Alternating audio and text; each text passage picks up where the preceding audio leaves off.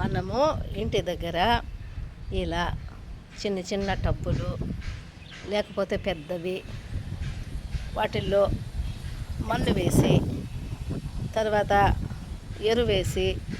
ఎరువు కూడా మనకు పూల మొక్కలు అమ్మే చోటు అమ్ముతారు. ఆ ఎరువు తీసుకొచ్చి ఈ పెద్దవి కానీ చిన్నవి కానీ మన ఓపికను పట్టి అవి మనము ఇలా ఆకుకూరలు పాలకూరలు ఇవన్నీ తెచ్చి ఇలా వేసి మనము ఇలా వేసి పండించినామనుకోండి, మనకు ఇంటి దగ్గర బాగా స్వచ్ఛంగా బాగా మంచిగా ఆకు అనేది వస్తుంది. మనము బయట కొనుక్కొని వచ్చి తినే ఆకులకు మనం ఇంటి దగ్గర పండించి తినే ఆకులకు చాలా తేడా ఉంటుంది. ఈ ఆకులు వేసి మనం ఇంటి దగ్గర పండించుకున్న ఆకులు వేసి పాలకూర వేసి పప్పు వేసి పచ్చిమిరపకాయలు వేసి లేదంటే దానిలో మిరపొడి వేసి ఇంగ వేసి చింతపండు కూడా వేసి మనము వాటిని ఎనుపుకొని కూర చేసి తిన్నామంటే ఎంత రుచిగా ఉంటుందంటే చాలా బాగుంటుంది.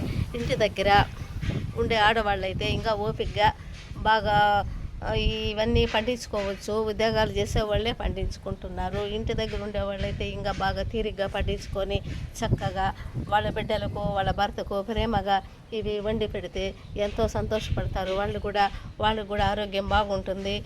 మన భార్య ఎంత బాగా పండించి వండి పెట్టింది అని అనుకుంటాడు.